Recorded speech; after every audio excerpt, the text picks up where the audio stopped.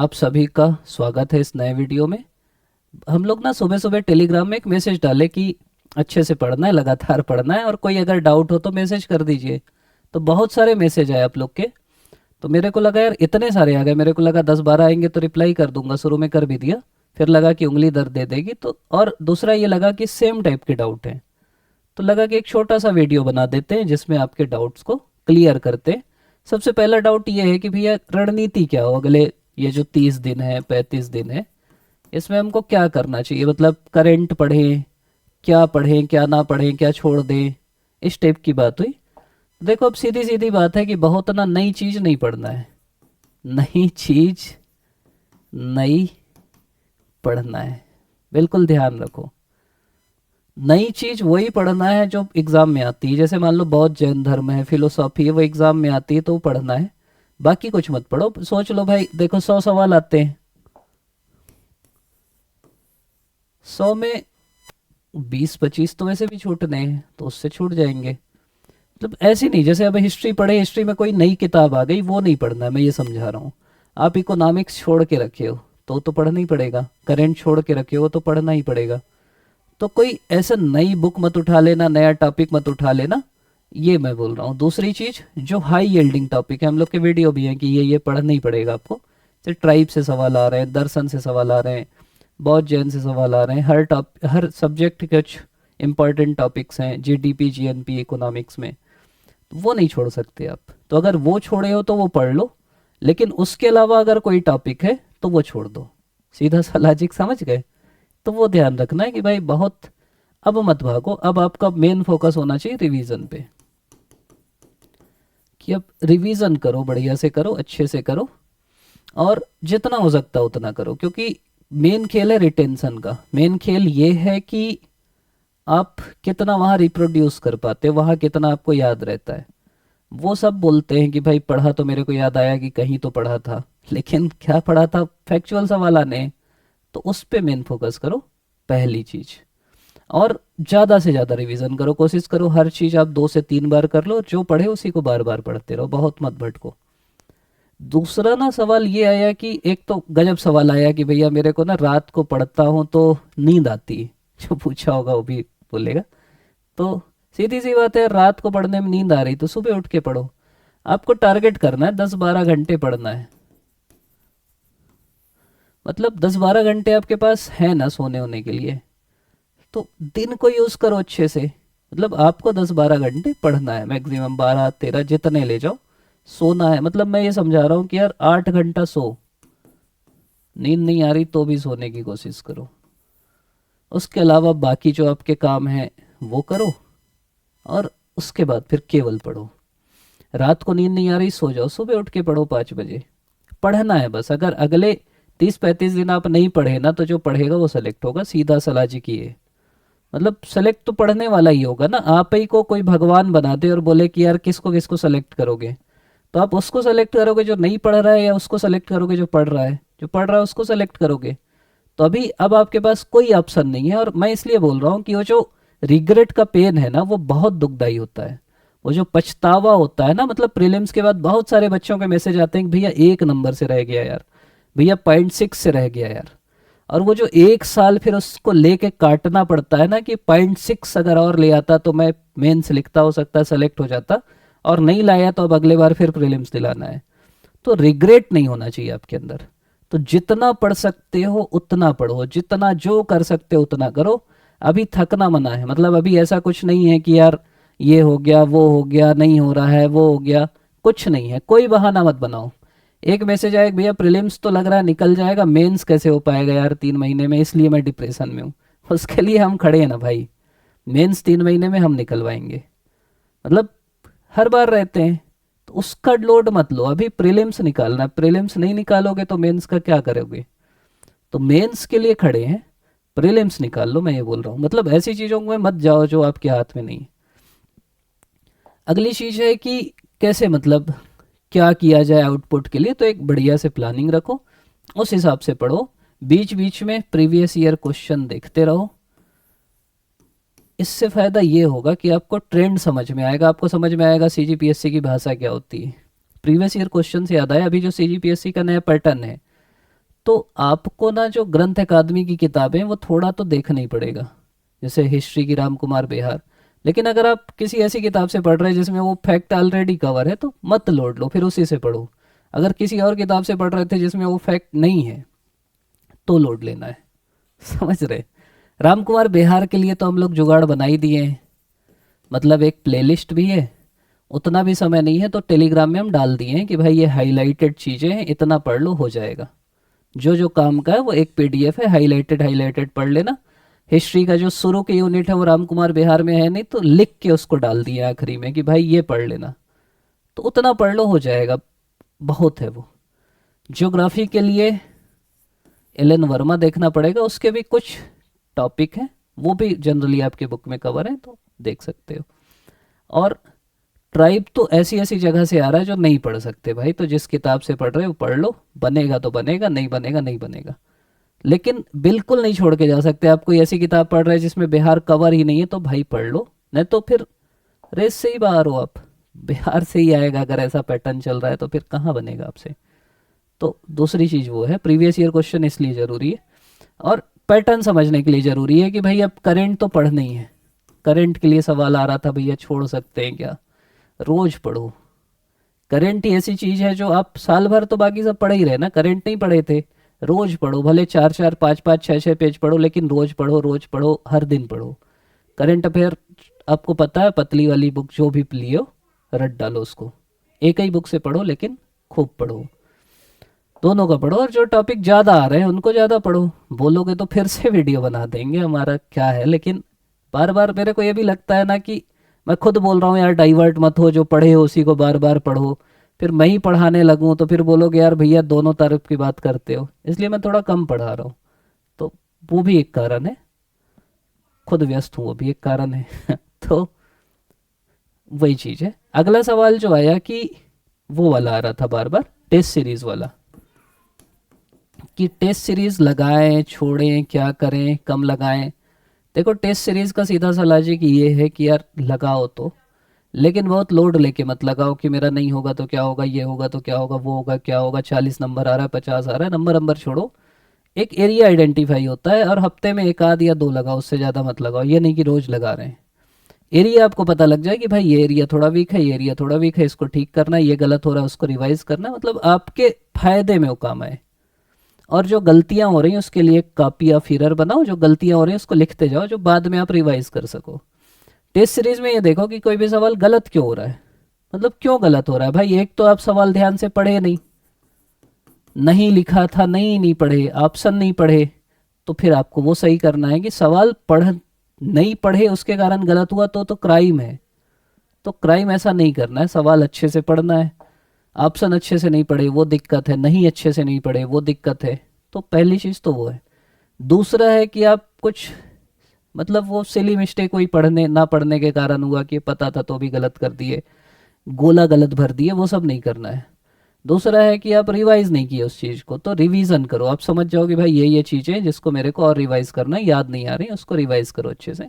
किताब विताब बदलने का समय नहीं है, जिससे पढ़ रहे हो उसी से पढ़ो, कोई लोड नहीं लेना है। तो अगली चीज़ ये हो गई टेस्ट सीरीज, मतलब दिलाते रहो लेकिन ऐसा लोड लेके मत दिलाओ। सी सेट का पूछ रहे थे, सी सेट के लिए अगर आपको पिछले 2 3 4 मतलब जो बहुत बड़े बड़े पुरोधा हैं वो भी लगा लो भाई, निपट जाओगे, नहीं पता लगेगा। तो सी सेट के लिए पिछले जो 7 8 साल के सीजीपीएससी के पेपर हैं वही लगा लो कम से कम, लेकिन उतने लगा के जाओ। जिनका कमजोर है वह हिंदी छत्तीसगढ़ी थोड़ा और मजबूत कर लो, रीजनिंग रीजनिंग मजबूत कर लो, हो जाएगा। तो सी सेट के लिए ये तरीका हो गया। एक ना प्लानिंग करो, और प्लानिंग में ये रखो कि भाई करंट पढ़ना ही है, करंट रोज पढ़ना है, सीजीजीएस रोज पढ़ना है। इनको तो रोज रखो, सीजी को इग्नोर मत करो बिल्कुल। सीजी और करंट रोज पढ़ो। उसके बाद थोड़ा सा जो ध्यान है वो हिस्ट्री में दो, हिस्ट्री के भी जो आपके जो मेन टॉपिक है, फिर पॉलिटी में दो जो मेन टॉपिक है, और इंडियन ज्योग्राफी में दो। इंडियन ज्योग्राफी का भी जो मेन जो जिनसे सवाल आते हैं, बना चुके हैं वीडियो बार बार, वही वही क्या बनाए, तो जिनसे आते हैं सवाल कि नदी से आते हैं पहाड़ से आते हैं उनको पढ़ो। उसके बाद फिर जो छोटे मोटे टॉपिक हैं उनको पढ़ो, लेकिन इनको ज़्यादा फोकस करो। और करंट और सीजीजीएस तो रोज पढ़ो। अपने हिसाब से प्लानिंग करो, लेकिन भाई छोड़ना नहीं, कुछ छोड़ना नहीं है और अच्छे से पढ़ना है। अगला है कि भैया डीमोटिवेशन आ रहा है, भैया डर लग रहा है। तुमको अभी डर लग रहा है तो एग्ज़ाम से पहले क्या होगा बताओ। अभी ना अपने आप को तैयार रखो एग्ज़ाम से लड़ने के लिए। ये ना मैराथन है, मैं बार बार बोलता हूँ, ये ऐसा नहीं है कि 100 मीटर दौड़ है, दौड़ गए पहुँच गए। अभी डर लग रहा है, मेंस में क्या होगा तुम्हारा? मेंस में तो फिर ख़त्म हो जाओगे।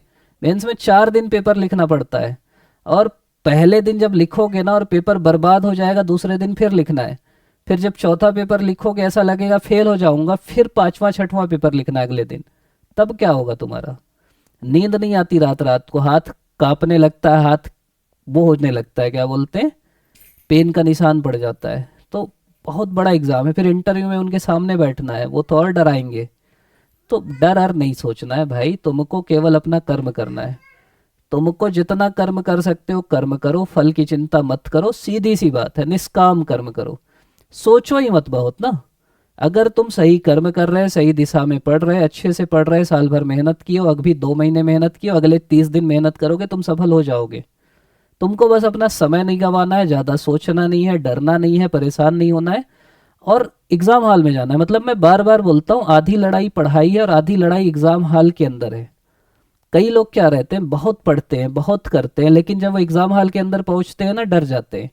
वो लॉजिकल एलिमिनेट ही नहीं कर पाते, वो तुक्का ही नहीं लगा पाते। मैं अपना बता रहा हूँ, मेरी सफलता का एक बहुत बड़ा रीज़न ये है कि मैं बाहर जो सवाल नहीं बना पाता ना, अंदर बना लेता हूँ हॉल के अंदर, क्योंकि मेरे को डर नहीं लगता। भाई क्यों डरना, किसी चीज़ से मैं क्यों डरूंगा बताओ? मैं डरूंगा तो मैं और फेल होऊंगा। अभी मान लो तुम डर रहे, तो तुम्हारी प्रीलिम्स की तैयारी अच्छी होगी कि बुरी होगी? बुरी होगी ना, तुम पीछे जाओगे। तो पॉजिटिव रहो, मतलब ये ना अप्रोच रखना है जीवन भर। ऐसा नहीं कि एग्जाम निकल जाएगा फिर सब हो जाएगा। जीवन में पॉजिटिव रहना है। कोई कुछ बोल भी रहा है ना उल्टी पुल्टी बातें कि यहाँ भ्रष्टाचार हो रहा है, यहाँ ये हो रहा है, इस बार पॉलिटी नहीं आएगा, इस बार सब हिस्ट्री आ जाएगा, इस बार सब इकोनॉमिक्स आ जाएगा। बोलो ठीक है भाई, तेरे में आएगा, मेरे में नहीं आएगा, और आएगा तो सबके में आएगा, सब डूबेंगे। तो मैं भी, सब सब डूबेंगे, उनसे सबसे ऊपर में रहूंगा। तो ऐसे करके बिल्कुल पॉजिटिव रहना है, डरना अरना बिल्कुल नहीं, क्योंकि डर आपके हाथ में है ही नहीं कुछ। आपके हाथ में मेहनत करना, आप अपनी मेहनत करो। और ये सब मत सोचो बहुत, मतलब मेन होता है हर चीज़ आपके दिमाग में है। वाली कहानी है ना कि इमेजिन करो कि तुम एक पिंजरे के अंदर बंद हो, सामने एक खूंखार शेर है, बिल्कुल खूंखार, और वो तुम्हारी तरफ आ रहा है, कई दिनों से भूखा है। तुम बिल्कुल दुब के खड़े हो कि भाई खाने आने वाला है।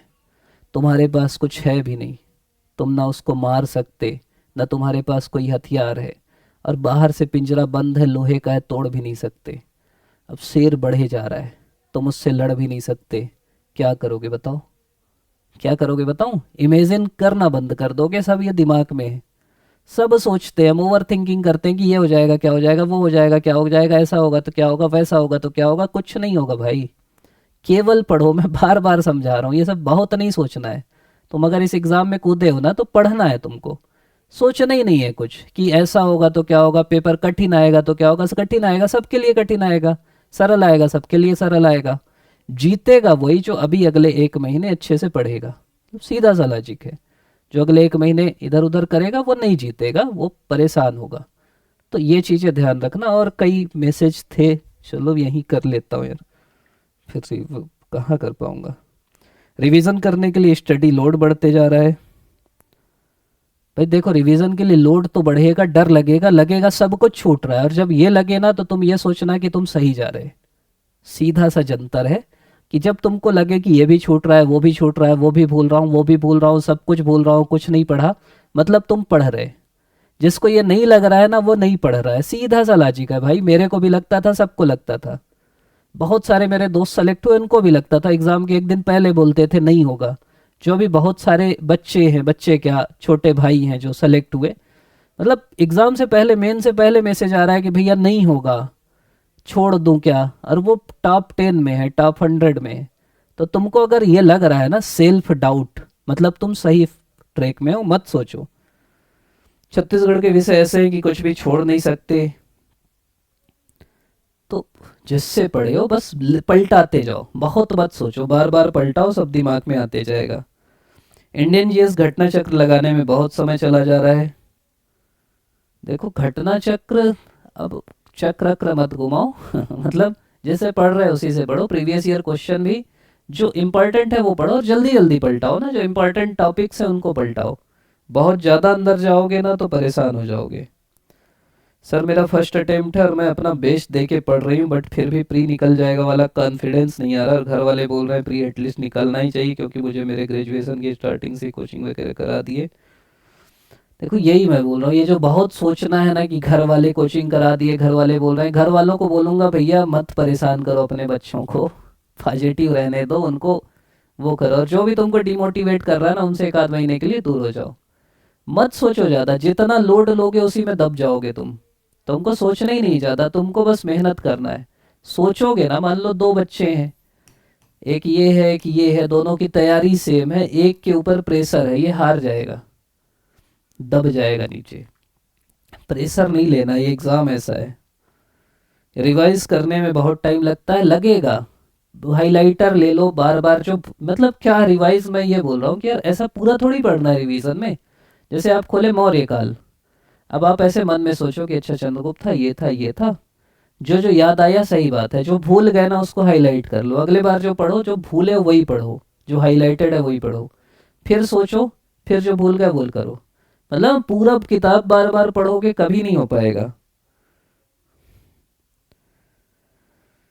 मैं जितना भी क्वेश्चन अटेम्प्ट करता हूँ उसमें से आधा सही आधा गलत हो रहा है, मुझे समझ नहीं आ रहा है मैं क्या करूँ आधा सही आधा गलत इसलिए हो रहा है क्योंकि आप मतलब और पढ़ना है आपको।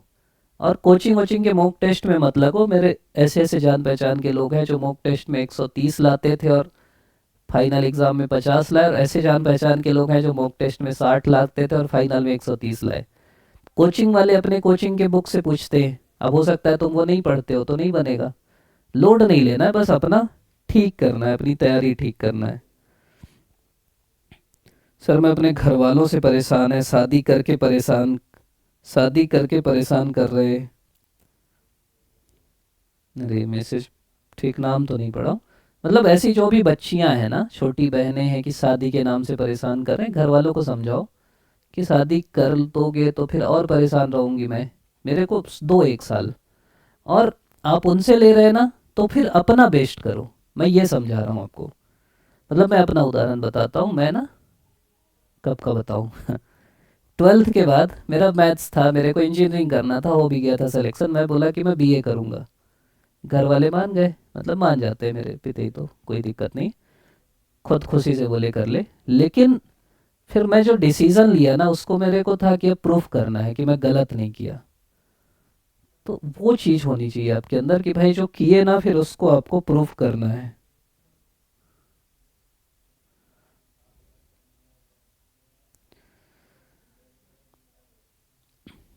अच्छा 15 जनवरी तक रिवीजन हो जाना चाहिए, लेकिन कुछ नहीं हुआ है, ऐसा लगता है आपको कि कुछ नहीं हुआ है, बाकी चीज़ें हुई हैं। देखो आप सही पढ़ रहे हैं, आपको अगर ऐसा लग रहा है ना ये भी छूटा वो भी छूटा, आगे आपको बस अच्छे से करना है, जो जो पढ़ना है वो अच्छे से पढ़ लो, और परेशान मत हो, बहुत सोचो मत। मोबाइल वोबाइल जो भी चीज़ें आपको डिस्ट्रैक्ट करती हैं, दोस्त घूमना खाना पीना, उसको थोड़ा दूर रखो। थोड़ा टहलो घूमो, योग ध्यान करो, अपने ऊपर थोड़ा समय दो, अपने हेल्थ के ऊपर समय दो, अगर तबीयत खराब हो गई तो फिर कोई मतलब नहीं है। और बढ़िया से पॉजिटिव रहो, अभी से पॉजिटिव इमेजिनेशन करो कि मैं एग्ज़ाम में बैठा हूँ, मैं डरूंगा नहीं, मेरे को कुछ नहीं होगा और मैं टॉप करने वाला हूँ, मैं मेंस लिखने वाला हूँ। अच्छी अच्छी बातें करो ना यार खुद से, क्यों गंदी गंदी बातें करते हो, निगेटिव बातें करते हो। बढ़िया बातें करो, बढ़िया से तैयारी करो, डिस्ट्रैक्ट मत हो, जो भी चीज़ें डिस्ट्रैक्ट कर रही हैं उनसे दूर रहो, और आगे बढ़ो, सफल हो गया आप, खड़े हैं हम लोग साथ में।